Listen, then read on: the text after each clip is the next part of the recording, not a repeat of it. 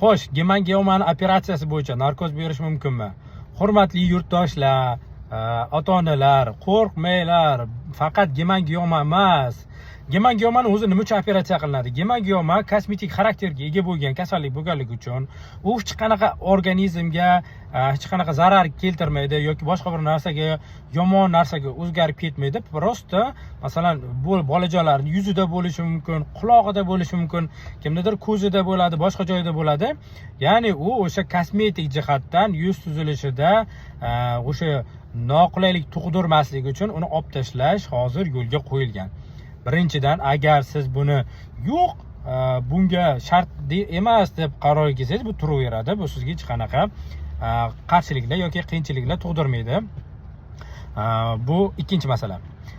Keyin operatsiya masalasi. Operatsiya masalasi bo'lishi mumkin, aytganimdek, operatsiya nima uchun qilinadi? Uni joylashgan joyi, qon tomir xarakteri, chuqurligi, yuzaligi, organlar bilan bog'langan, bog'lanmagan, bu juda ham turli xil, bu juda katta muammo bo'lganligi uchun buni albatta vrach ko'rib, vrach hal qiladi. Operatsiya kerak, lazer kerak yoki dori bilan davolanadi.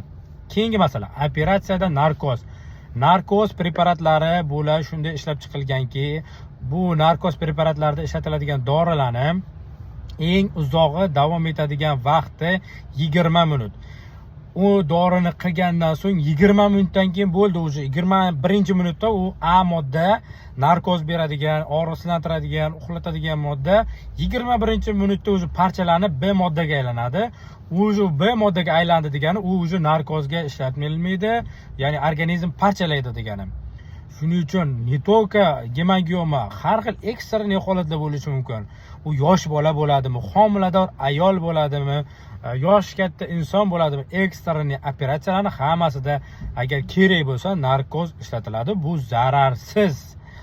Ayniqsa homiladorlarda, ayniqsa shu spinalniy narkoz oladiganlarda ham bu narsa, bu vaqtincha, bu prosta oldingi dan qolib ketgan har xil tibbiy bilimni yetishmasligi natijasidagi har xil o'sha tushunchalar bizda qolib ketgan. Narkoz zarar, unaqa yo'q, kechirasiz. Sizni ichadigan bir bakalashka Pepsi'yiz yoki 2 qoshiq shakaringiz zararli bo'lishi mumkin sizda olgan bitta narkozingizdan ko'ra. Bu chunki dorilar boshqa moddaga aylanib ketadi, parchalanib ketadi. Lekin siz ichgan gazli moddangiz yoki shakaringiz sizda organizmingizda saqlanib, undan ham ko'ra ko'proq ziyon yetkazadi. Shuning uchun operatsiya qilish har doim majburmi?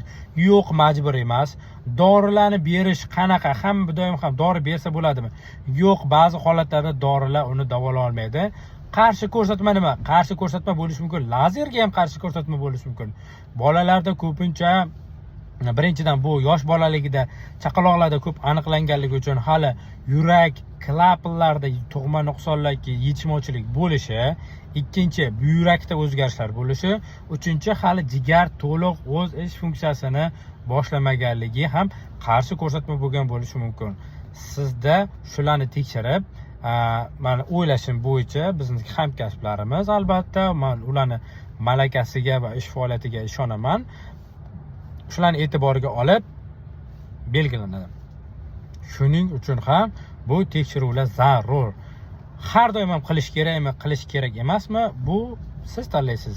Agar sizga u xalaqit bermasa, bolangizda bo'lishi mumkin, boshda tepa sohasida, sochlarning orasida bo'ladi. Bu masalan ko'pchilik qildirmaydi bu operatsiyani. Bo'lishi mumkin, tanani ko'rinmaydigan joyda bo'ladi. Masalan, qo'l orqasida, kurak sohasida bo'lishi mumkin. Ya'ni kiyim bilan yopib turiladigan joylarda bo'ladi. Uni ko'pchilik qildirmaydi.